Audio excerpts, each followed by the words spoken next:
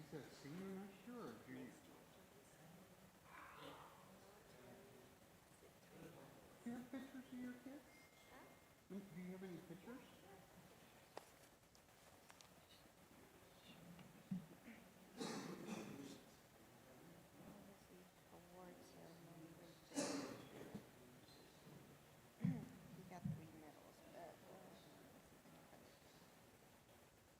So what sport does he play? He played soccer, basketball, and Audio check. he had pictures. He was not happy about that. Yeah, so it was like, we went to Gadsden because my daughter had a tournament. What kind of tournament? Volleyball tournament. She plays club volleyball. Oh, So I'm trying to see if I can find a good picture of them.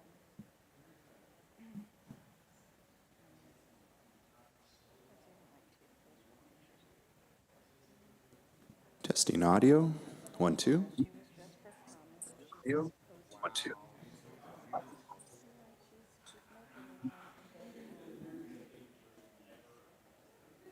Marco? Marco's taking pictures because he's getting taller than I am. He's my height. Well, that's not very tall. No, he is very tall, but I'm glad he finally, for him it was an accomplishment because he got past me. Yeah, I think there was one of them two together here somewhere. Oh, So those are my two. handsome boy. Yeah, I think he's, so she was invited to a prom, so he photobombed the picture. Yes, well, she's a little over a month old and she's just now up to 7 pounds. 7 pounds. But look at her bow, she's so cute. Her name is Vivian. Vivian. We call her Vivian. Vivian. Yeah. But such a beautiful name, Vivian. You should always say it all together. Vivian. That is. It reminds me of Pretty Woman. Oh, yes. Yeah. Her name was Vivian. Oh, The I movie. remember that. Yeah. I didn't. Okay.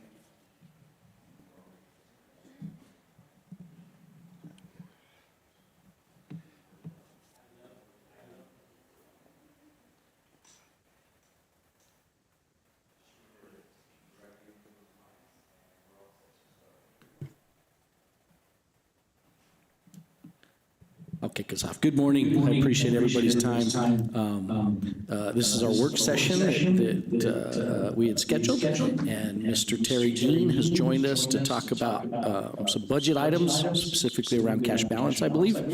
And then I have a calendar piece that I want to present to you that could be potential action in our next board meeting. Good morning. My name is Terry Dean. I'm Executive Director for the New Mexico Association of School Business Officials. Ludine Martinez is on our board, and I've known Mr. Dempsey and Ludine a very long time. And actually, Mr. Carmona was my wife's principal at Tamba Elementary down in the Las Cruces School District. Is this thing coming through? I don't know, Mr. Carmona, can you hear that pretty well? If you could just speak up just a little bit right into the mic. Okay, all right, will do.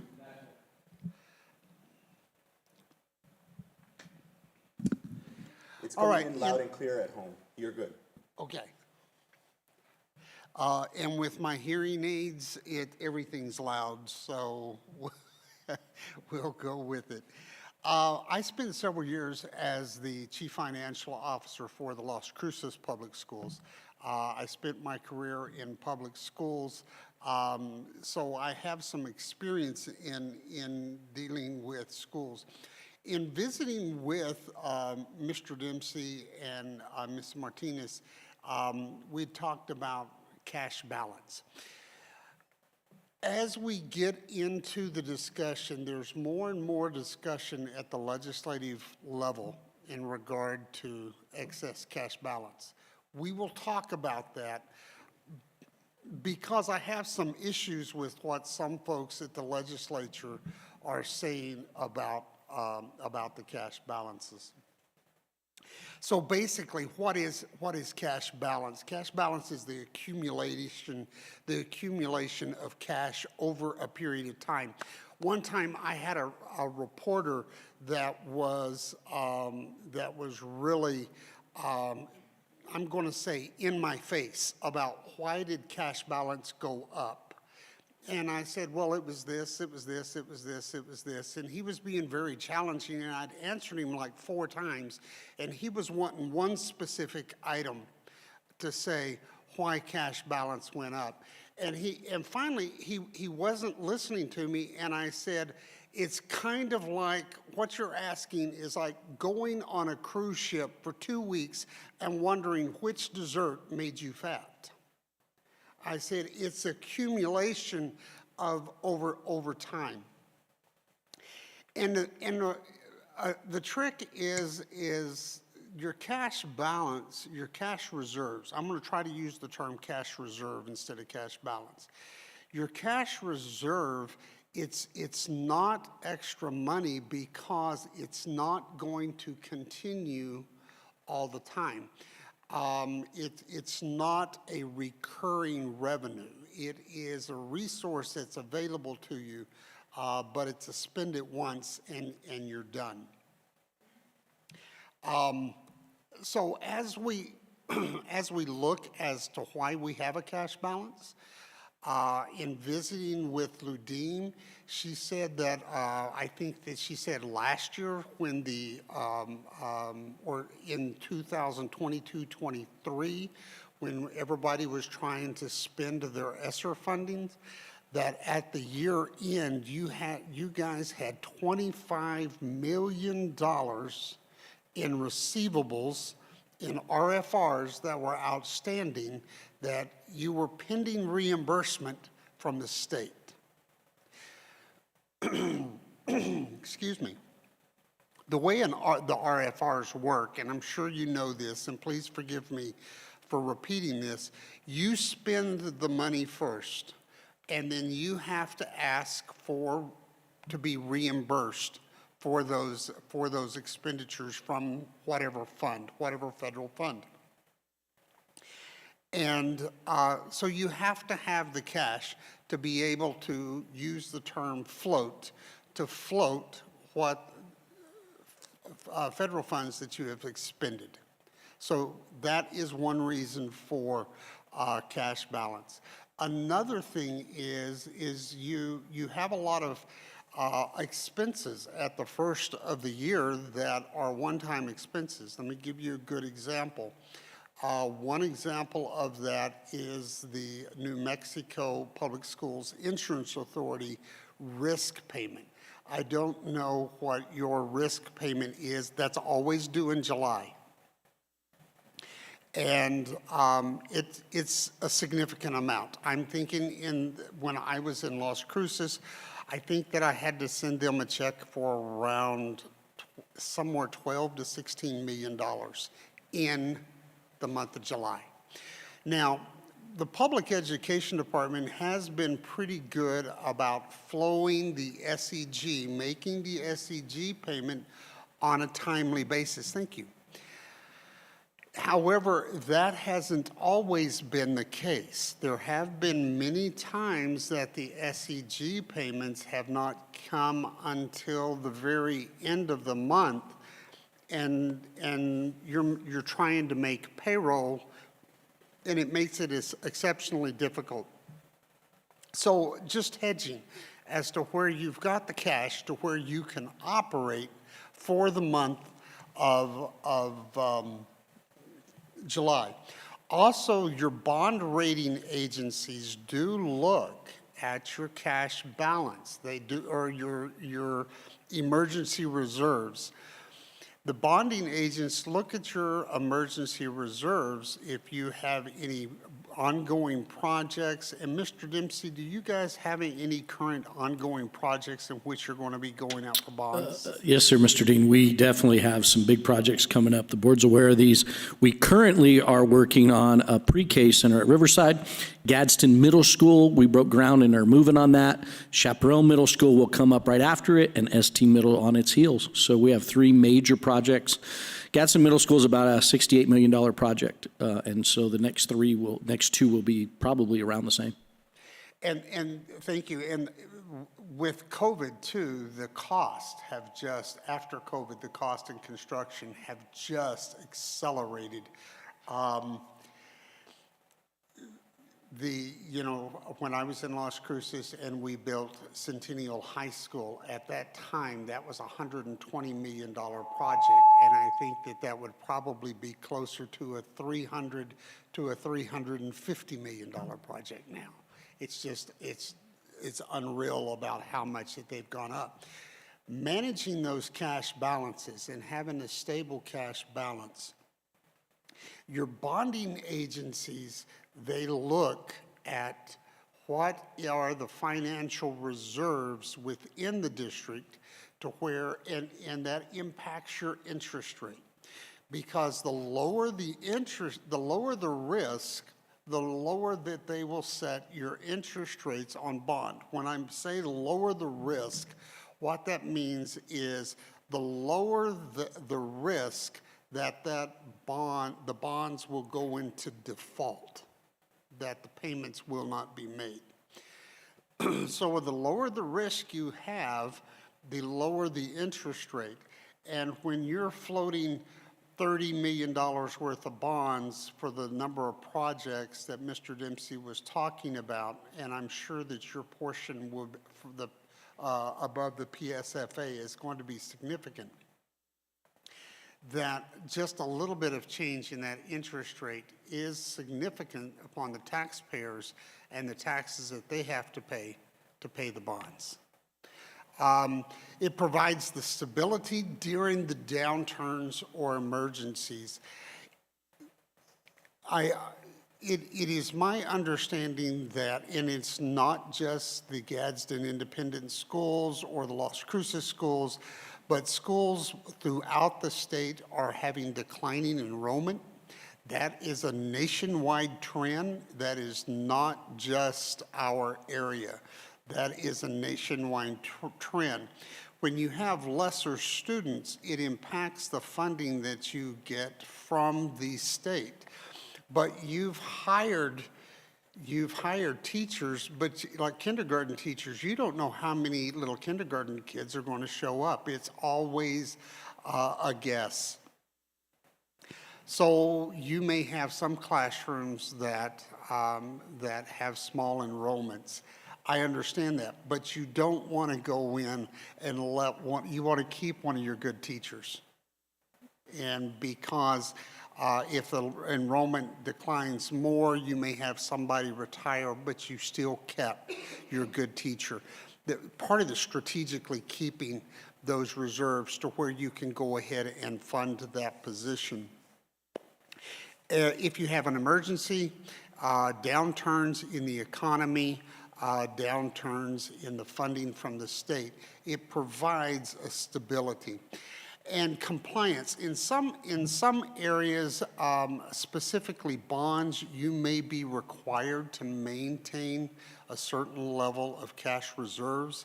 I have not seen that in a long time, but you could be asked to maintain a certain level of reserves for bonds. Typically, I have not seen that as far as laws or for grants, but it's not an impossibility.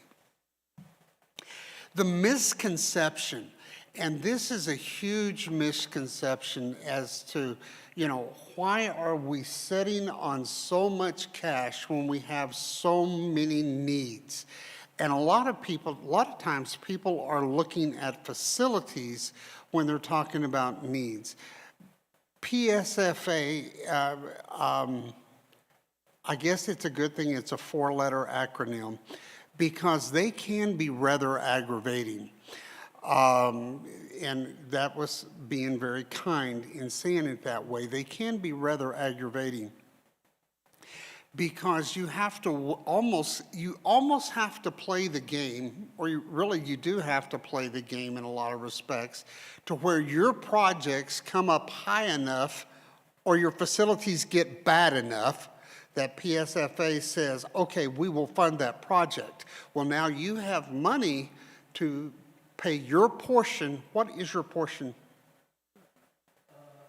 Sorry, Mr. Dean, help me, Ludim, if you remember, is it 27%? Yeah, I think we're 20, so every dollar spent, 27% is our dime. Okay. So when PSFA says, okay, you can go forth and start the construction or start the planning and construction for this facility, you have to make sure, and I'm going to round it off to say you have 30% of that money to where you can build the facility. So not all cash, or not all of your reserve money is used across the board. You have money that is used for specific purposes. Your bond building, you have to use that for construction facilities, remodels. Then you have your SB9, and if you have HB 33, do you have HB 33? That means no. I don't remember. 31500? No. Okay. So your bond and your SB9s are used on facilities.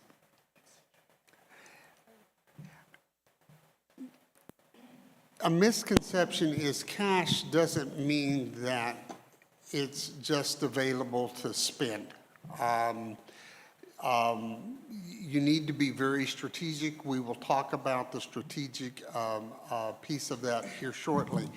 And it's like the family emergency fund, that if you have a contingency, if you have a refrigerator go out, or if you have HVAC issues, and the HVAC is going to, I mean, we all know how important that is being in southern New Mexico. If you have HVAC problems, then you need to get those fixed. Now, as you look at your available emergency reserves, your cash reserves, and you go to budget for those, you need to align your reserves with your mission-focused initiatives, because this is a one-time spend, and you need to make sure that that when you utilize those funds, that it's driving your mission.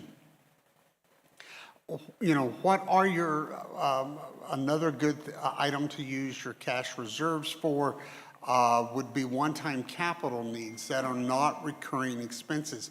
A good example of that may be I had computer issues this morning. Maybe it's to refresh your student computers. Maybe it's to refresh your staff computers. Those are both items that you can use capital funds, you can use operating funds to replenish those.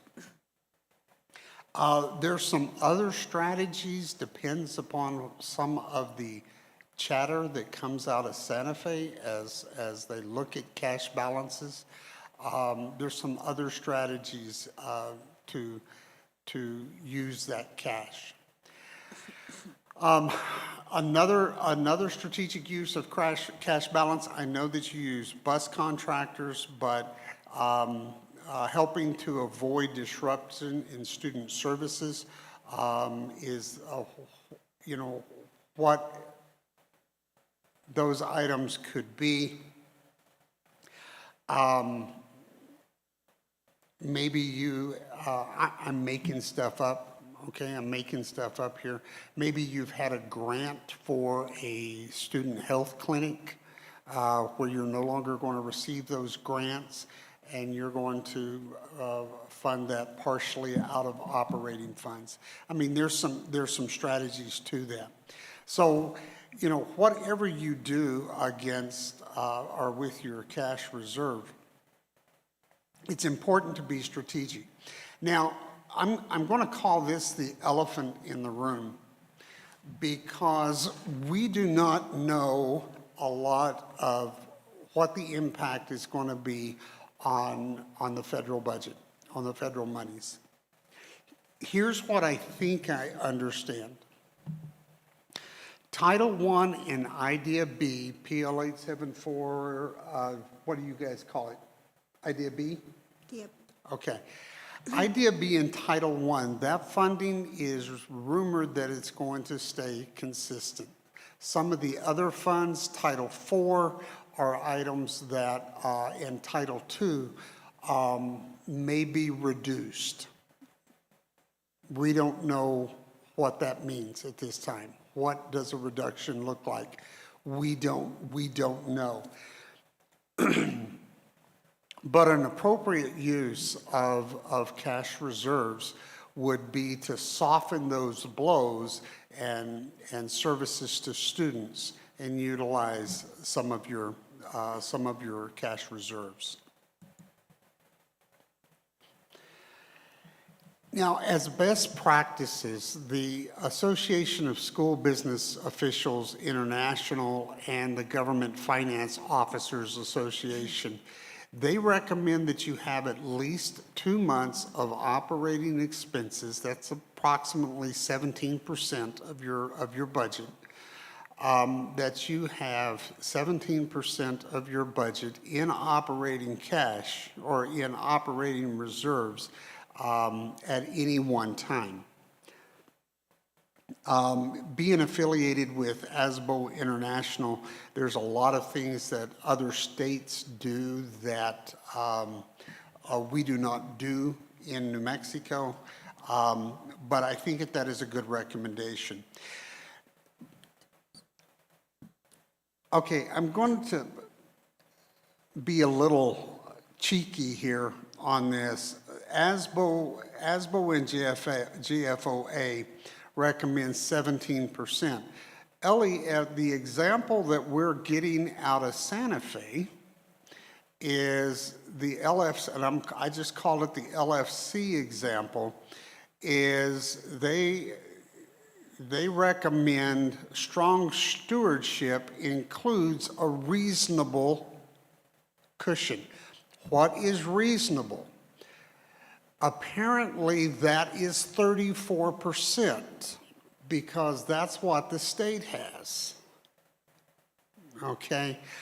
But that's not what legislators and legislative staff are telling school districts. They're not giving a percentage, but they're saying you have to bring down cash, you have to bring down cash. And then all of the experts, I'm calling them experts, all of the people that are doing trainings for school business officers and superintendents are telling folks to hold on to your money because we don't know the impact of the federal budgets as to what's going to be cut. What do we need to hold on to where we can still provide services to students?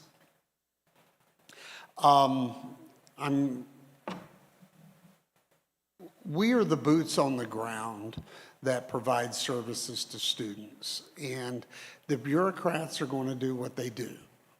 But at the end of the day, we still have to provide for students.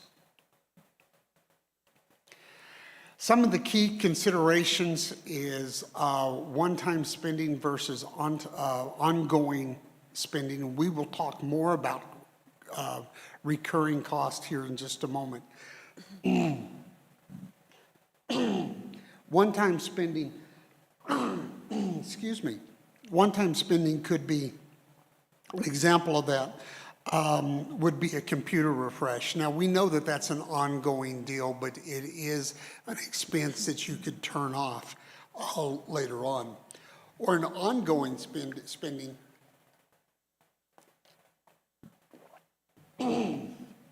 Ongoing spending would be items such as salaries. That it's a salary that you've committed to on a long term. You know, one of the, when you do utilize that cash, one of the things that I recommend, or that is recommended, is transparency on how you're bringing down those cash balances. You have people that are going to be very interested in how those are used and communicating that information out.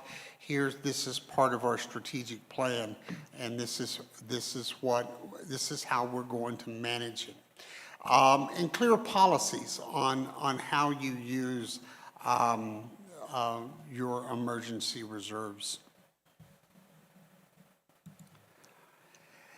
So when we use the term recurring versus non-recurring expenses, recurring expenses are those which reoccur, right? So that's as simple as it is. So some of the items that are recurring expenses, salaries and benefit for staff. Now, you could have temporary staff that you can turn off, that may not be recurring if they're defined as temporary staff. Utilities, transportation cost. I do know that Travis and Mr. Dempsey and I were having a discussion previously about the transportation allocation from the state is completely insufficient. And it remains insufficient. So that does have an impact on the operating account. Instructional materials, and we will come back to this one in the next category too. Supplies, software subscriptions and licensing. That is a recurring expense. Some of that software you might be able to turn it off, but probably most of it is in place either on the administrative side or in the classroom. And routine maintenance and custodial services. You should not use one-time monies to budget for these items. Otherwise, you're going to have what is called the budget cliff, to where all of a sudden you're out of money, but you still have all of these obligations. Some of the non-recurring expenses, and these are ideal items to utilize your emergency reserves if you're wanting to pull those balances down. They're one-time, they're infrequent. Renovations and upgrades. I know that we talked about some of the construction projects you have going on. You might be able to use some of those funds for other upgrades that are not on the PSFA listing. Technology equipment, student laptops, etc. Vehicles and buses I left on here, but that's not necessarily, that really goes more to your capital outlay funds, your SB9s. You may do some out of operating as well. But here's an item that is very expensive that would be a great use of your operating reserves, and that is curriculum adoptions. Those are very expensive. I do realize that we get an allocation for instructional material that is now in the operating fund. Is that correct? Mm-hmm. That the instructional materials is part of the operating fund now, and it is insufficient for when you have the large adoptions. This is a good item to use some of the cash reserves. Emergency repairs, roof or HVAC replacements, and maintenance on those type of items. So in looking at, before you spend your money, and I think that there's partly a repeat on this, is how you're expending the money, your reserves, does it align with the missions and your goals? Is it pushing you forward on your mission? Is it a one-time or an ongoing cost? Is it recurring, non-recurring? And what's the long-term stability, the sustainability, and the impact? And is this the right time operationally, fiscally, to make those expenditures? So an example of some of the strategy, say that you're going to use $500,000 of your cash reserve to upgrade an HVAC system. This is really not enough money to go in and replace an HVAC system, but it is enough to do an upgrade, to do some maintenance. So what's the advantages of doing it? It's going to reduce your maintenance cost, improve the air quality. It supports student health and the learning environment, and one-time investment, and it aligns to the mission of providing for the students. So I had Ludim send me some information over the past 5 years of how much your SEG is and how much your cash balance. I said I was going to quit using that word cash balance, but your emergency reserves. So as of the end of last year, you had $66 million in emergency reserves, and in SEG you had $154 million. Now, in visiting with Ludim, she said that the budget is to where it will start drawing down that cash balance, and that's great. So right now, since 2020, you've had a $36 million increase in your reserves. And going through COVID, I don't think that that's necessarily unreasonable with this size of district, because everything was up in the air during COVID. And so, and we received all of these ERA funds, and we were told to use them. Use these funds, use these funds. The state was even telling districts to use these funds instead of your operating fund. This is some of my frustration. I get rather frustrated with the people up in Santa Fe sometimes, because their public education department says, use these, don't use your operating funds, use these monies. Am I exaggerating? No, sir. They're saying, use these. Why haven't you spent all of this? And they're after you to spend all of these funds. And then when they go, oh, look at this, you've got way too much money in your operating fund, we may come back and take that away from you. Come on, which side of your face are you going to talk from? Okay, I'm a little redneck child, I'm sorry. I'll get back on task here. But, you know, the federal COVID funds, our school districts were told to supplant, to use federal funds instead of using their operating funds. And now they're saying, well, you have too much cash. Well, so does the state. So anyway, and you know, I think that in school district, it's the only place that having too much cash is a bad thing, right? But, so if we look at the strategic piece on how we've got there, we've talked about it, the federal relief, the ESSER funds we used to offset cost. We were conservative after coming out of COVID and all the supply chain issues.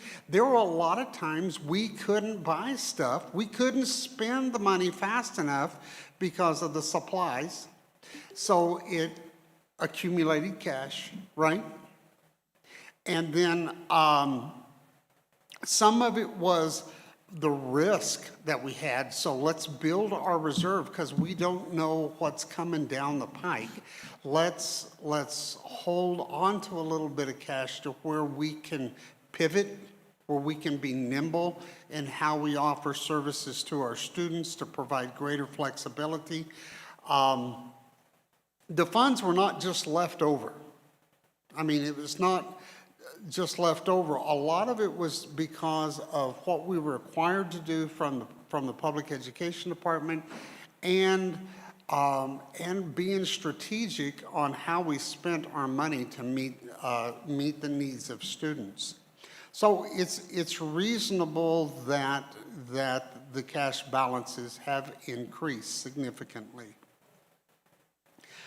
So how did yours cash reserves compare to the state? Well, right now, 34% of the operating budget at the state, so you've got the state's budget, well, they kept 34% of that budget was not rebudgeted, it's cash that they're holding on to. Now, in your situation at the end of 23-24, you were holding on to about 43% of your SEG. So, and that is something that you will need to look at strategically. Christian, you moved the mic. Did you have a question? Oh, okay. So in talking about cash, and I know that this has been quick, this has been high level, you know, if maintaining a strong cash balance keeps you ready, keeps you nimble, keeps you flexible to where you can provide for students.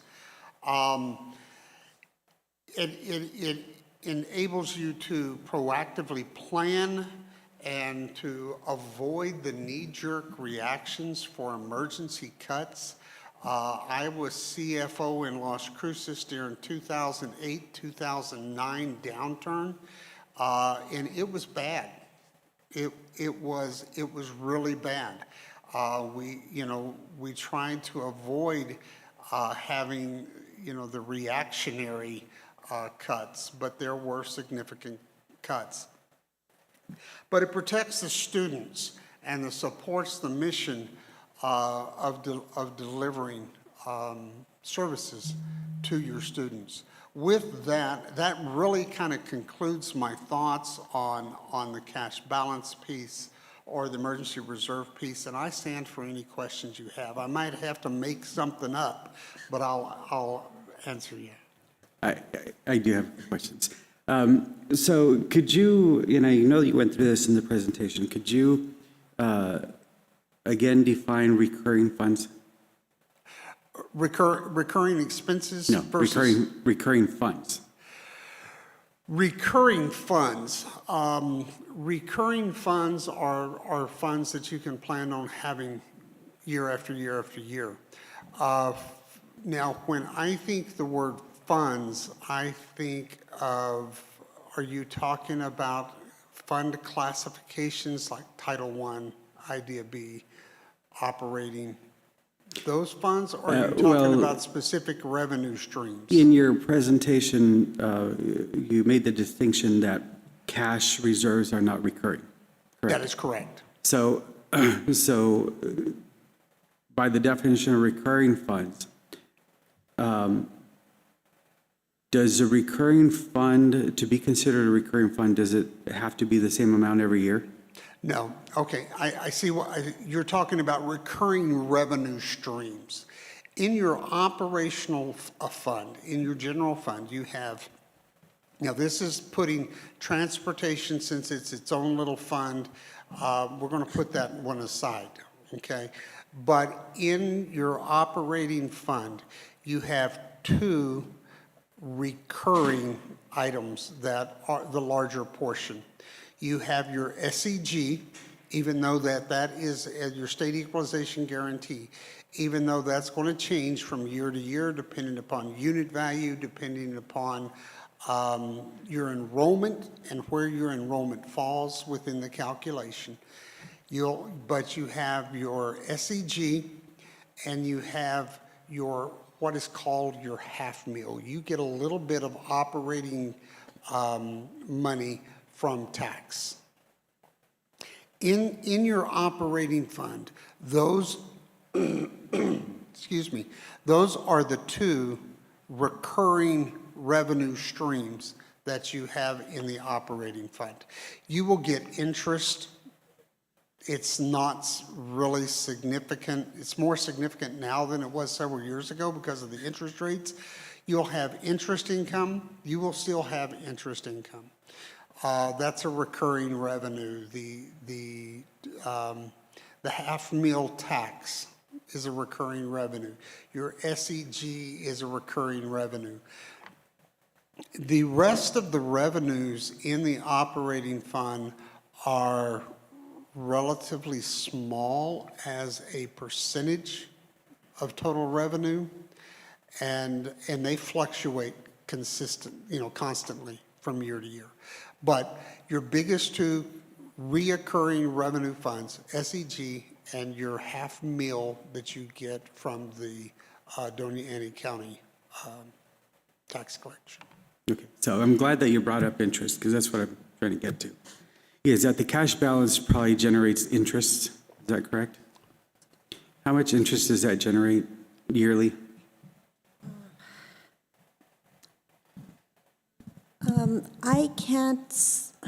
I don't recall, but when we had the ARP and ESSER funding, it did generate quite a bit of funds because we had those large reserves. The reason why we were able to have such a cash balance is because we had over I believe it's $130 million that we had to spend. And so I want to say it was 700,000 more or less, but I don't have that information in front of me, but that's, No problem. I don't have the rate. I don't have it with me, but I think last time I saw it was about 700,000. Okay, so the cash balance does generate interest, and so that interest is generated every year.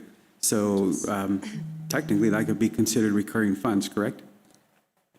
Yes. Okay, so with those interests, I'm curious as to where the interest goes, if it goes directly to the cash balance, or if it can be set aside for a line item that would say like specific board initiatives every year. So right now, it just goes back into the pot and it gets budgeted the following year.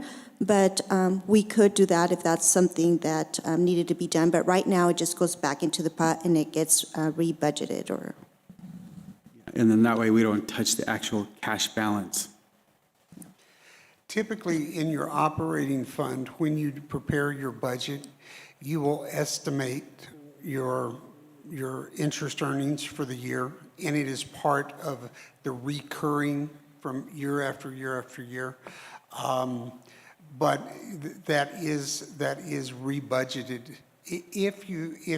If say for example, I'm making stuff up, you budget for $100,000 of interest earnings and it comes in $700,000, then that additional $600,000 just becomes part of the cash balance the subsequent year. So just to be clear, that I would like to see some of that interest, not all of it, some of that interest budgeted as board initiatives or special projects or something like that, where we could address issues pretty swiftly, and then let the rest go back into the cash balance, and then based on whatever the estimate is. That's what I'm getting.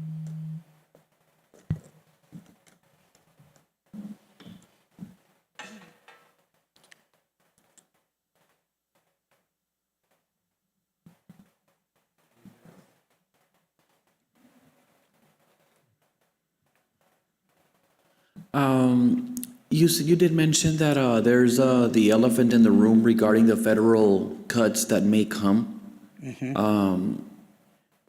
prior to obviously these cuts, my idea was always to have like a safe cash reserve and maybe use the excess money for projects. But now, what do you see in other districts?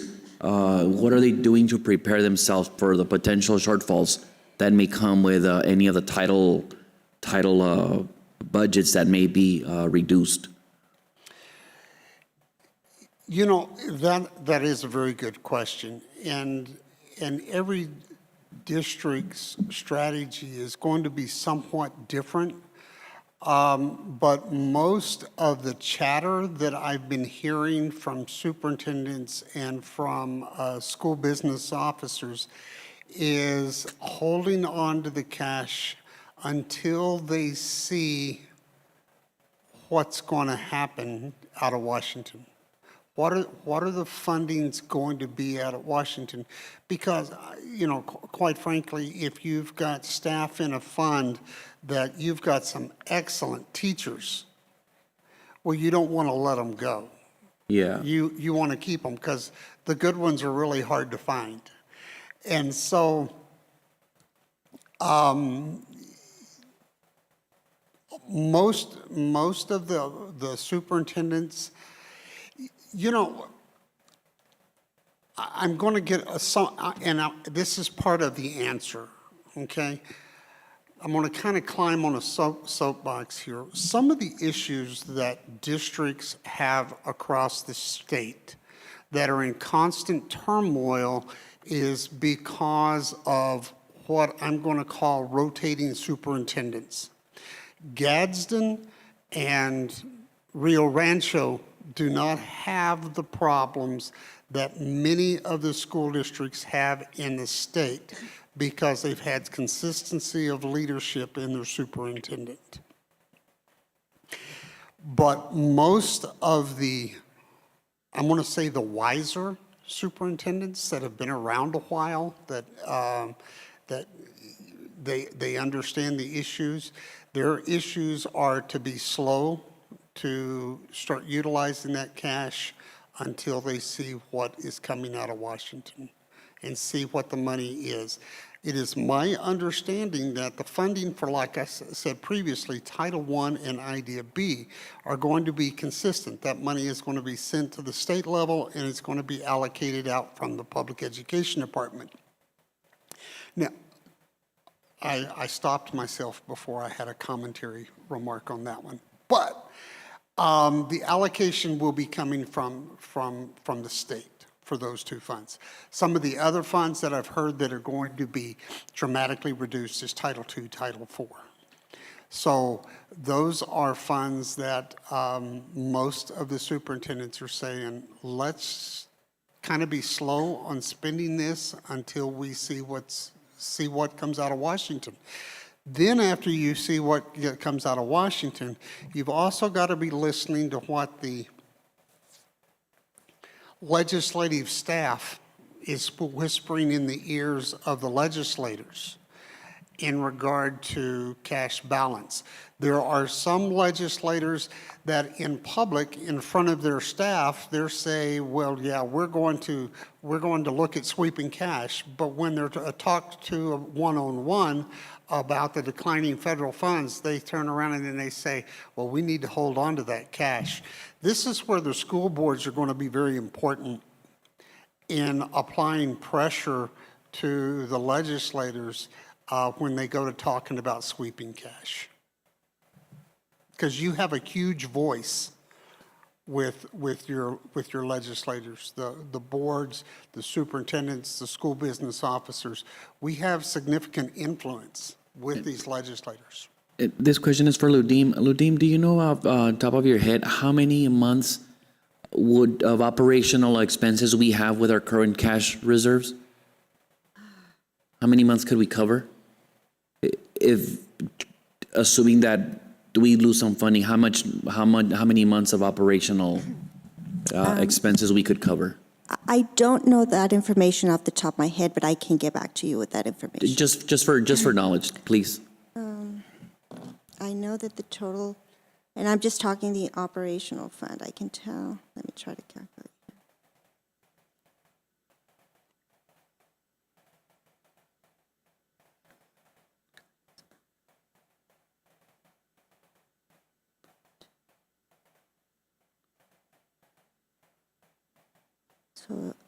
So it's about $13.4 million a month is what I estimate. So we have 66 divided, 66 divided, or we started the year with 66 divided by 13, so 5 months. We're good, I know, but I have another question. Is it okay? Once the budget is approved and submitted to the state, can the budget be amended? And I know that we do budget adjustments all the time, and stuff like that, but can the whole budget be amended to either remove a line item or, and I'm not talking about budget adjustment, but, or add a line item or, add a new priority or something like that? Can that be done during the school year? Yes. Yes. And then that would, I assume it'd have to come to the board votes on it, and then submit it to the state before it's approved?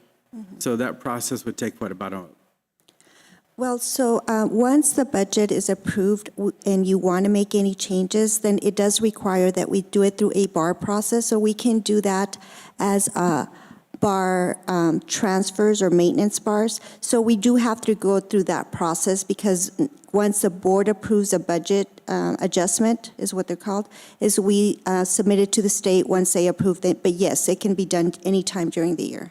You can make adjustments to the budget. and on the budget, is there a line item for general expenses or just discretionary funds?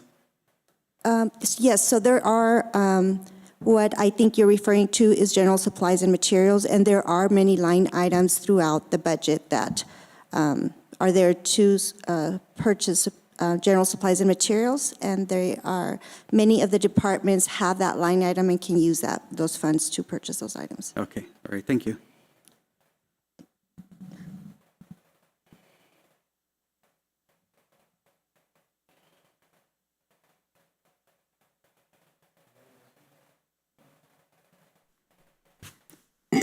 Mr. Carmona, Ms. Murillo and Ms. Flores don't have any questions? Just to make sure.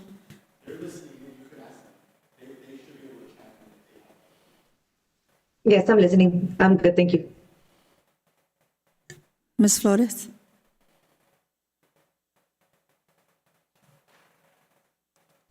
I don't have any at this time because I need to take it all in, and I might have questions later on.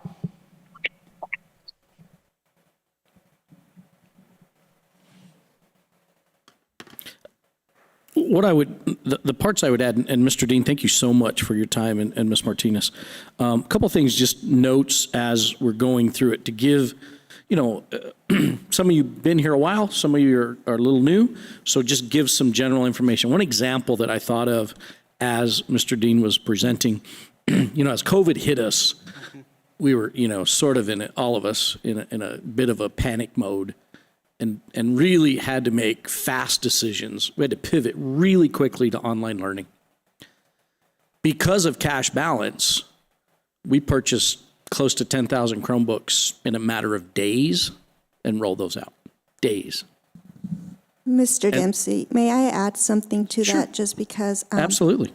During that time, it was very difficult because all the school districts wanted to buy the Chromebooks and the computers. And so what we were able to do is put those orders in right away. We didn't have to wait for the money to become available. So we were able to purchase those laptops, Chromebooks, equipment before they were sold out. And that was actually perfect to my notes. I think it was about 10,000 Chromebooks. One Gadsden High School had done a fabulous job. They'd already kind of piloted our one-to-one projects, but we had to cover everybody else. And then that also meant our staff. So our staff then is trying to work in a remote environment or an online virtual environment. So we had to purchase about 2,500 laptops, all within days. And because of cash balance, we beat everybody else to the punch.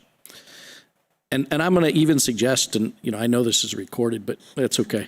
If we'd had to wait for the state, months, I might even suggest a year before they could actually have pulled something off statewide. Because what's interesting about the situation was us in the districts, we were there to fend for ourselves. There was nobody stepping in to say, oh, we got you guys covered. We're going to make a statewide purchase of Chromebooks for the entire state. Don't worry, it's coming. That never happened, right? So anything that comes our way, at the end of the day, it's going to be on us to make those decisions. So I just think that's one really nice example. In terms of, and I really like the idea of strategic planning and transparency. Those that have been here a while, but if you're new, I'll use the number 4 years. I'm going to suggest maybe even 6 years. We've talked about adding sixth grade STEM academies to all of our middle schools. That's what's called above adequacy. The state funds none of it. It all is on us, which is why, at part, we knew we needed to make sure we have our matches ready so when those schools came up on the list, we had our match. And we are poised in a really good place to be able to make those decisions and moves. So without, what I would say, without that cash, we could have done our middle school projects, but not with a sixth grade STEM academy. You take that completely out of the conversation because it's above adequacy. It has to be funded on our side. State won't participate. Yes, sir.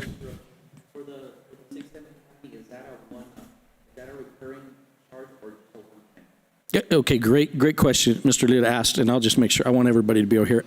His question was, is the expenses for sixth grade STEM academy a one-time expenditure or recurring? So it's a one-time. When we build those facilities, one time we're spending enough to add sixth grade STEM academies to it. Now, there is an expense to staffing it, but keep in mind that's a shift, I would argue, because right now those sixth grade positions are all at elementaries.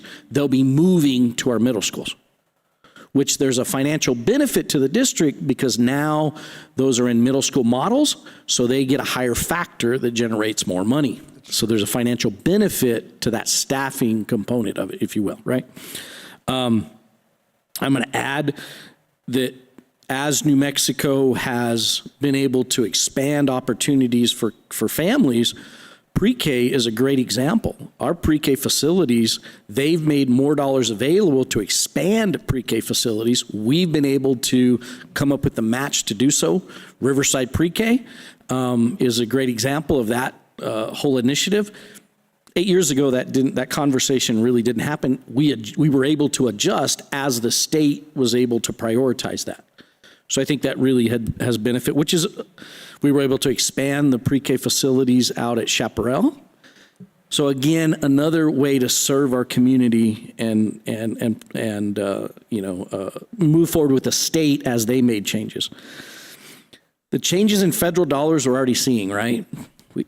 I would agree, and I'm hearing the same information that was presented by Mr. Dean is Title I and IDEA seem like there'll be no change right now.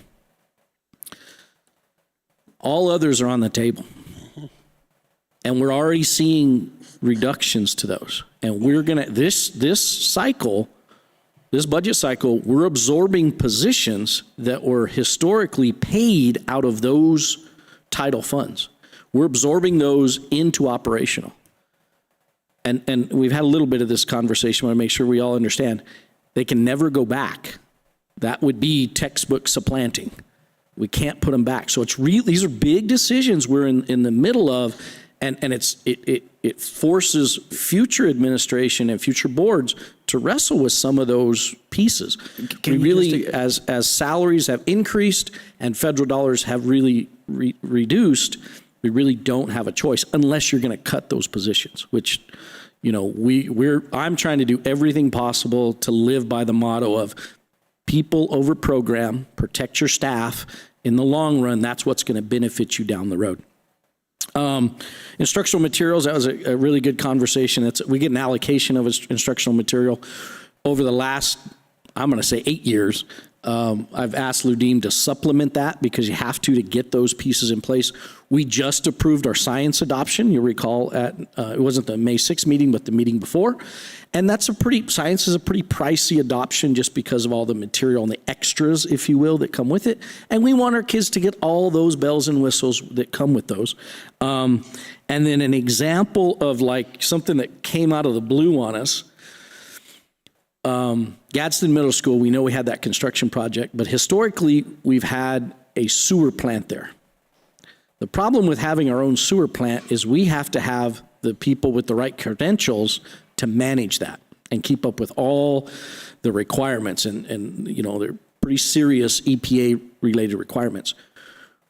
We then worked with the city of Anthony, and we'll be tying in our sewer system, so that requirement eventually will be eliminated, and that need for those very specialized water techs are what we're needing. And those are very high demand individuals that we have a hard time hanging on to, quite frankly, because they can make so much more money. City of Las Cruces, City of El Paso, it's hard to compete. And if you're involved with the city of Southern Park, you know some of those struggles of hanging on to those core people. This eliminates some of the need for those, just because I don't see us ever really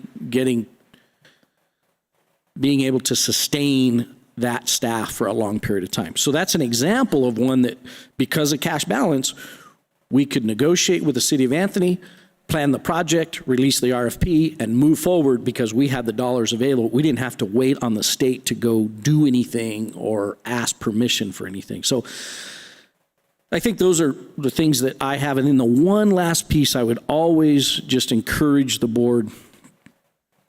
I really do believe that Gadsden and most school districts have really good internal expertise in terms of finance.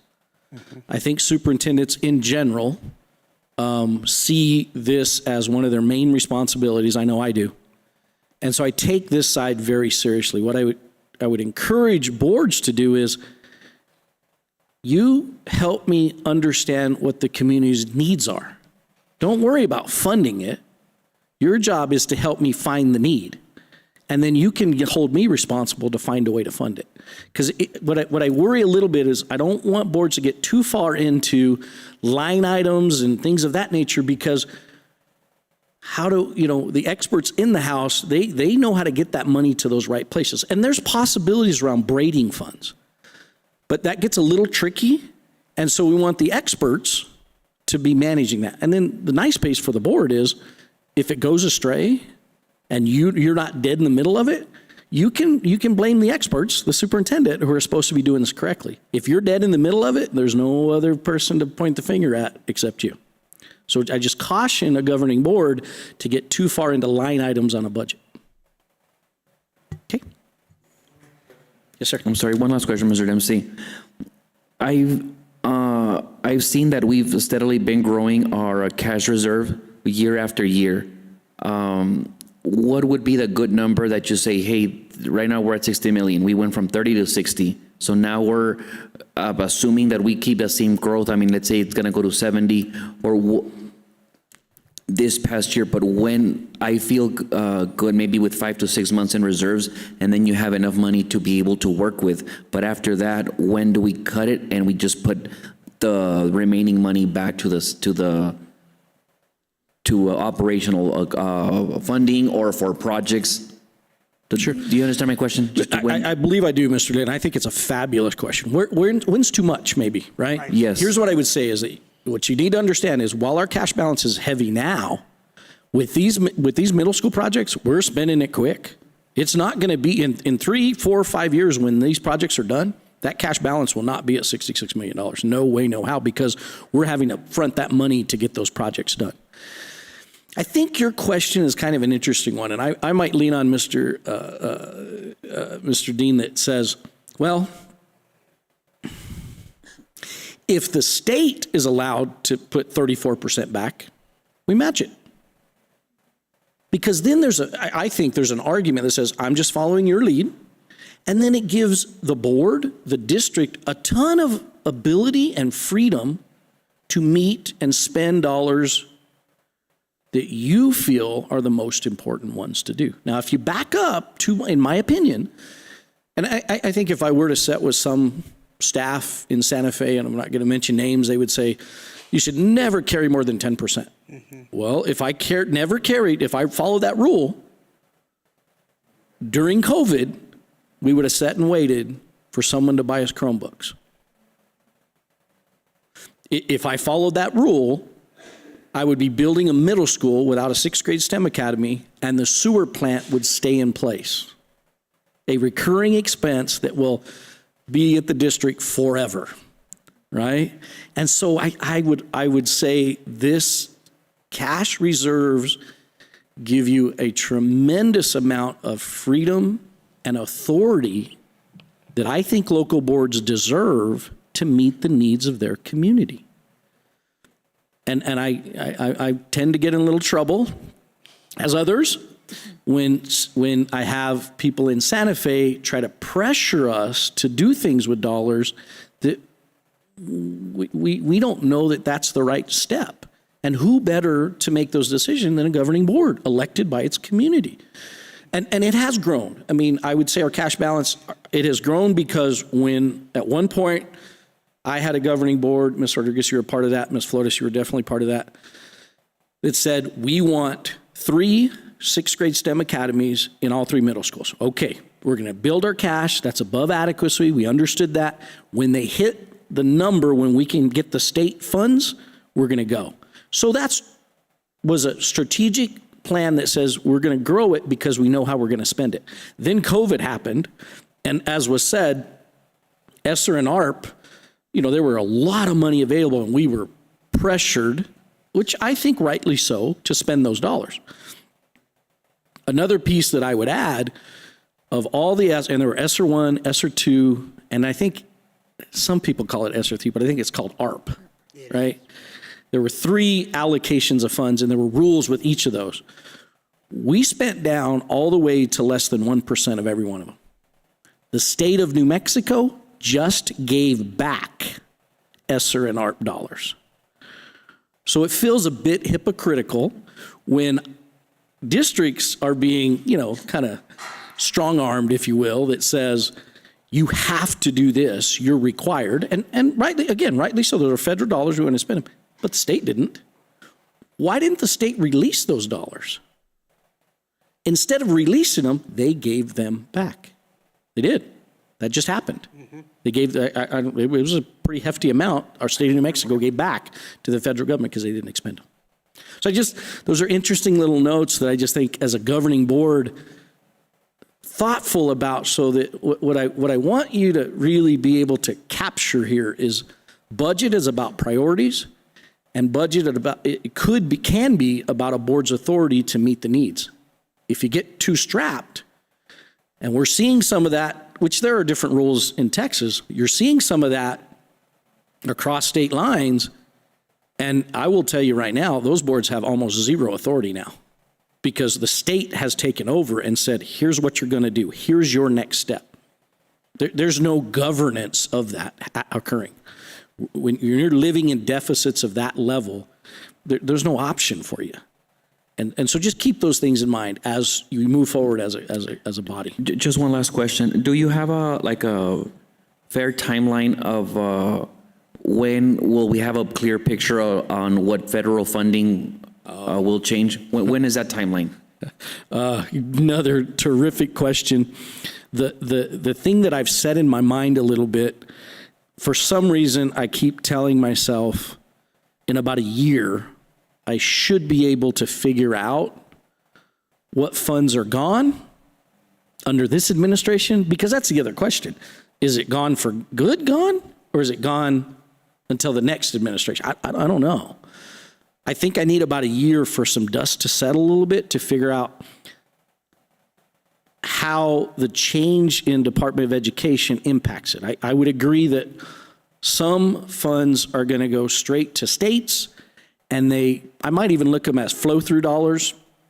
And it's possible that the rules might get a little bit more lax. They could be a little easier to spend those dollars. Title I's very restrictive. Yes. It's very, there's a lot of rules with how you spend Title I dollars. It's possible that they get less restrictive. But I already know bilingual dollars have already reduced. And there's 2 pieces we didn't talk about today. We capture Medicaid dollars through some services we provide that we bill for. Those help us in our special education, and they help us with our nurses. I don't know how stable that fund is. And then I would add student nutrition.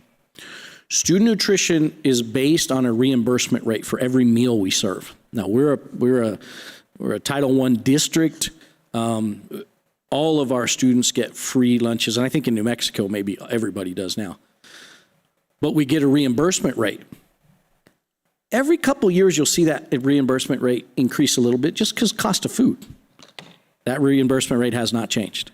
And I'm concerned it's not going to, which means the cost of food is going up. We're estimating close to 20%. Without a reimbursement rate, now my student nutrition programs could get in the red. I think our state is pretty well poised. If that were to occur, I think that's a priority of the current state administration that they would step in. I really am very comfortable to say they would step in, but they may not. And so again, locally, we have to be ready that if something were to shift there, I've got to cover all the staff and I've got to cover all the meals that we prepare. And having cash balance just lets me push any big decision out further, right? So that we can cover it now. Let's see what happens in those funding streams. So I hope that helps you. Okay. Mr. Dempsey, I have some questions, please. Wait, could I just say something really quick? Getting back to the line items, it's the responsibility of the board to oversee the budget and policy. So whenever I ask questions about line items, it is not only for my benefit and the benefit of the board members, but also for the people that are watching. So, I beg to differ that, I'm going to ask questions about line items to see where the money is. The other thing is that it'll also help us when we understand the budget and all this other stuff, to make an argument that when we get approached about, not or decreasing our cash balances, that we say, well, actually, this is what's going on. And I think that another tool that would help the board when making that argument is that we had a spreadsheet or some type of summary that said, this is where anticipated cash balances are using to leverage additional funds to build this or to do that. So as you brought up the Chromebooks and everything, we could make that argument if we had a summary and we had it all written down. And this is what we anticipate we're going to be spending these cash balances on or using it to leverage. Because, when we go to these conferences, and I was at the conference and heard you speak in Albuquerque last month, you do run into people and they do ask you questions. And how is this going? How is that going? And when I'm able to make an argument because of the information that we've been presented, then I think that it helps. And I was able to make that argument at least twice at the last conference where, I got to talk to the secretary and to other people at the state level. So I would, at least in my case, appreciate, some type of summary or spreadsheet or something that says, okay, this is what we anticipate the cash balances will lead to.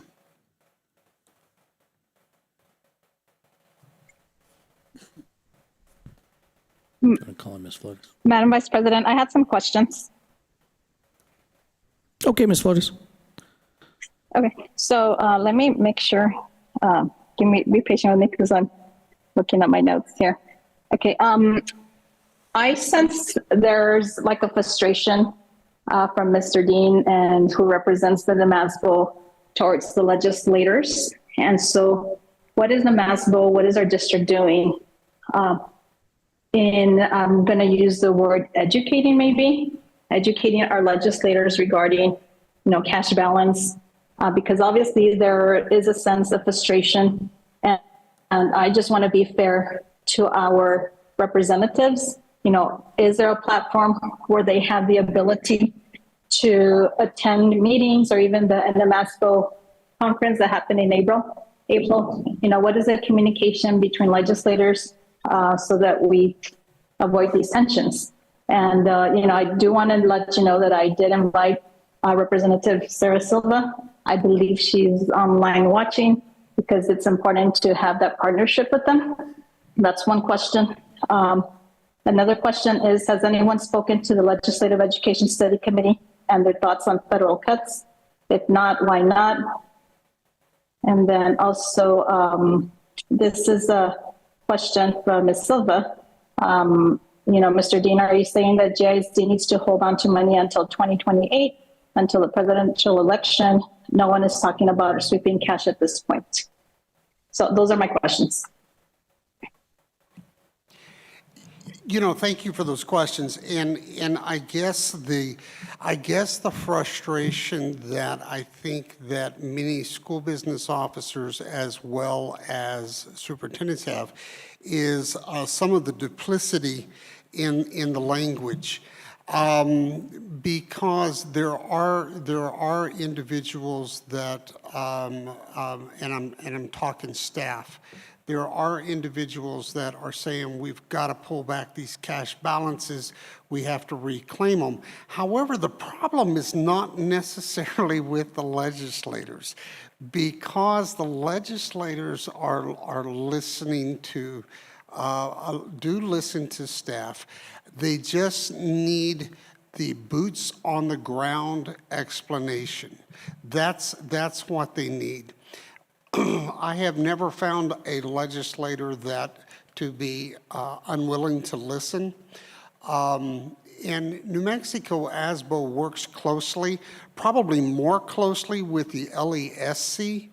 New Mexico ASBO has a very good relationship with the LESC.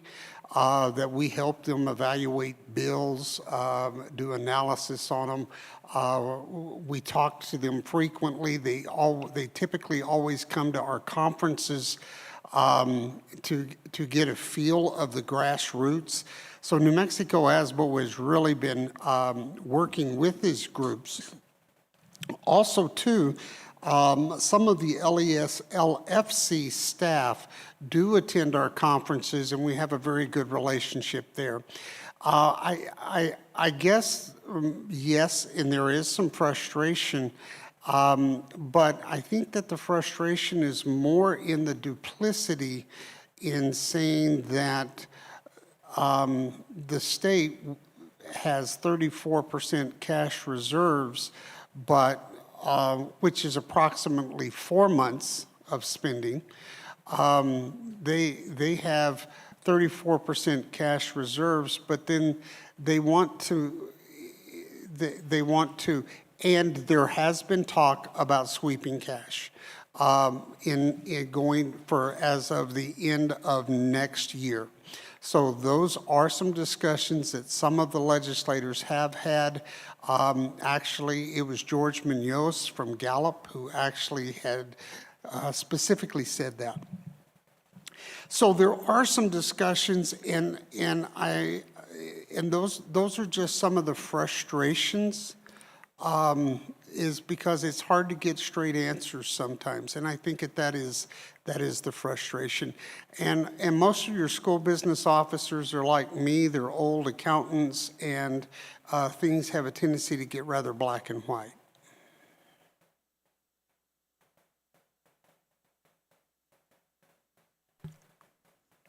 Thank you, sir.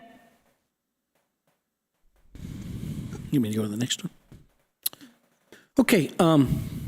Just to present this, obviously calendar is a part of budget because that determines when our staff days. And we had the Gadsden board had approved a calendar, and then I'd shared with you previously that New Mexico, we were going to get a worksheet associated with our calendars. So we received that worksheet at spring budget. We've now reworked it. Now, let me go back a little bit. Several years ago, New Mexico had an option for school districts called extended learning time. I was specifically asked for Gadsden to participate, and that required us to extend our calendar for staff and students to X number of days. And there was a financial incentive to do so.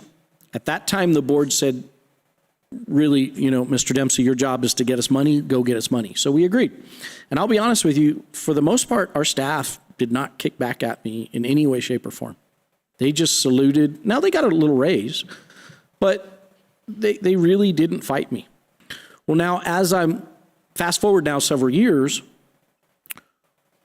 We're at that max number of days, but there's no longer a financial incentive. And there are districts at less days than us, and their staff's making the same amount of money.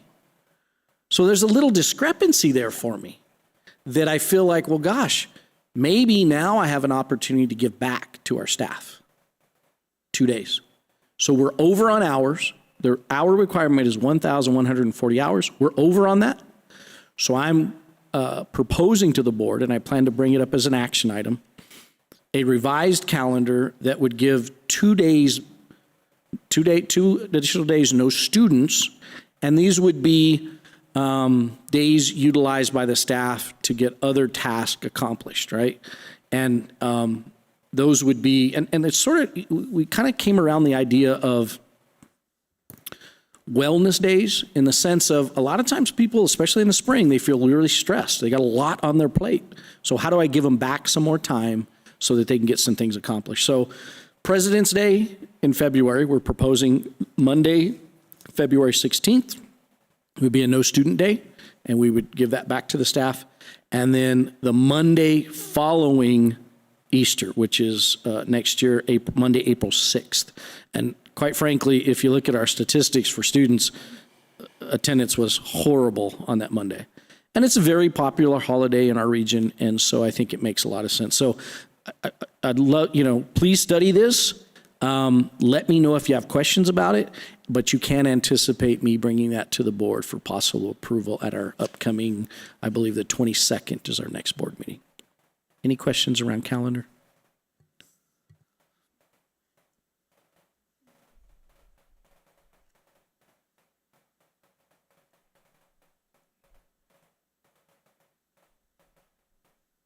Okay. Ms. Murillo, Ms. Flores, do you have any questions that we would try to answer for you?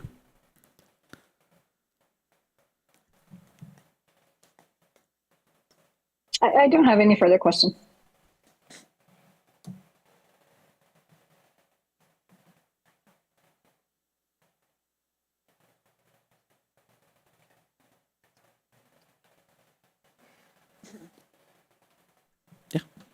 Okay, I sure appreciate, Mr. Dean, thank you so much for spending your Saturday morning with us. Ms. Martinez, thank you for your time. Mr. Carmona, as always, you're my right-hand man. I can't do anything really anymore without you. Board members, thank you for your time. Please submit any questions you might have.